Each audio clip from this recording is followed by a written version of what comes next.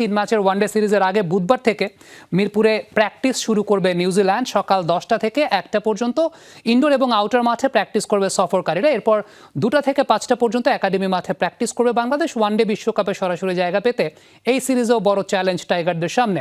ওপেনিংয়ে জায়গা করে নিতে পারবেন কি সৌম্য সরকার, সেই প্রশ্নটা কিন্তু থেকে যাচ্ছে।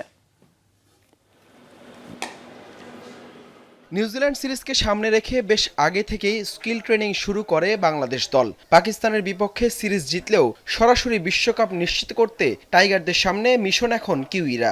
নিউজিল্যান্ড স্কোয়াডে অনভিজ্ঞতার পাল্লাটা ভারী থাকলেও ঘরের মাঠে ঝুঁকি না নিতে আগের স্কোয়াডই বহাল রেখেছে বাংলাদেশের নির্বাচক প্যানেল।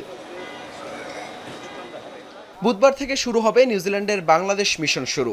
সকাল 10টা থেকে 1টা পর্যন্ত পূর্ব নির্ধারিত সূচি অনুযায়ী মিরপুরে ইনডোর ও আউটার মাঠে অনুশীলন করবে সফরকারীরা। এরপর দুপুর 2টা থেকে 5টা পর্যন্ত একাডেমি মাঠে ঘাম ঝরাবে টাইগাররা। আগের সিরিজে বেঞ্চে কাটানো সৌম্য সরকার সুযোগ পেতে পারেন এই সিরিজের একাদশে। উইন্ডিজের বিপক্ষে দুর্দান্ত সিরিজ কাটানোর পর সবশেষ পাকিস্তানের বিপক্ষে একাদশেই সুযোগ হয়নি এই বাহাতি ব্যাটারের। তবে গেল সিরিজে সাইফ হাসানের ছন্দহীন পারফরমেন্স কিছুটা চিন্তার ভাঁজ কপালে ফেলতে পারে নির্বাচকদের। যদিও প্রস্তুতি ম্যাচে সাইফের দুর্দান্ত সেঞ্চুরি বার্তা দিয়েছে ভালো কিছুর। ওপেনিং স্লটে আরেক নিয়মিত মুখ তানজিদ তামিম পিএসএল জুড়ে অভিষেকের অপেক্ষার পর প্রস্তুতি ম্যাচে ফিরেছেন 1 অঙ্কে। সব মিলে কোন দুই ওপেনার প্রথম ম্যাচের একাদশে জায়গা করে নেবেন সেটাই দেখার অপেক্ষা।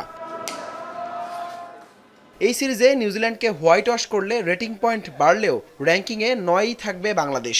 এমনকি 3-0-তে সিরিজ হারলেও অবনমন হবে না টাইগারদের। তবে সিরিজ জিতলে বা হোয়াইট ওয়াশ করতে পারলে বিশ্বকাপে সরাসরি খেলা প্রায় নিশ্চিত করতে পারে টিম টাইগার্স। হাসান আল মারুফ, যমুনা স্পোর্টস, ঢাকা।